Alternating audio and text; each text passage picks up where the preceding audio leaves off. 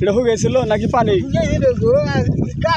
পরশুদিন কাছি রে, হ্যাঁ পরশুদিন কাছি আবার পরশুদিন আছে বৃষ্টি কাটে হালে হারাইলে আমি ব্যাপার হলো না বৃষ্টি হয় কাঠি নিয়ে হাতে বৃষ্টি হয়েছে বৃষ্টি সর্বনাশটা করছে। বাড়ি যাই কামা ভেঙে বেড়া নিয়ে ওই তৈরি কাটছিলাম বুঝছো নিয়ে নিয়েছি কত করে কাঠ নিয়েছিলে গামলা? 900। তো দামে অনেক একটু কমছে।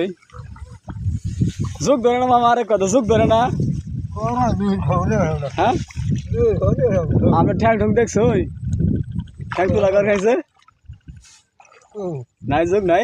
ওই যে ওটা কি দেখা যায়? ওই যে ওই যে ওই যে হ্যাঁ মামা খাইছেন দুপুরে? বাবু কি খাইলাই? কি রে ভাত খাইছই? বাজা বিরিয়ানি বাবু কি বাজা বিরিয়ানি? কোহাই আল্লাহ নি। হ্যাঁ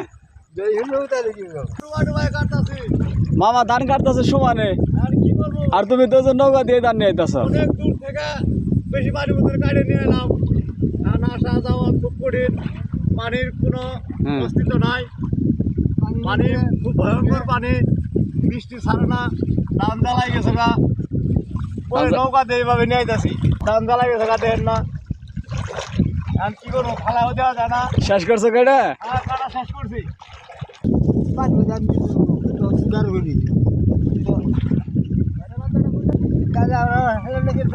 হ্যাঁ ও এই যে এটা আমার মামা, মামার ধানটা পানির নিচে তলায় গেছে। তো অর্ধেক ধান কাটছিল আর অর্ধেক আসিলই, কিন্তু বাড়িতে কাজ থাকার কারণে একটু দেরি হয়েছে। পরশুদিনও বৃষ্টি হয়েছে, অনেক বৃষ্টি হয়েছে, আবার সকালবেলাও বৃষ্টি হয়েছে। তো এই বৃষ্টির পানিতে এই ধানগুলা তলিয়ে গেছে, আর এই বিলের সব ধানই কেটে ফেলা হয়েছে।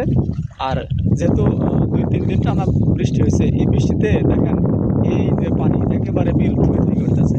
এই ধানটা একটু দেরিতে পাকছে, ওই জন্য কাটতেও একটু বিলম্ব হয়েছে।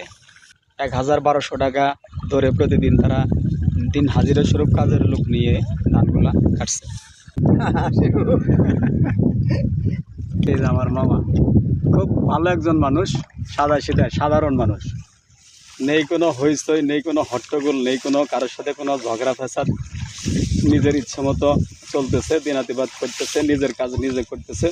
মাঝে মধ্যে যখন লোকের প্রয়োজন হয়, কাজের চাপ বেশি হয়, তখন কাজের লোক নেয় দিন হাজিরা স্বরূপ। ভালো এক মনের মানুষ আমার মামা।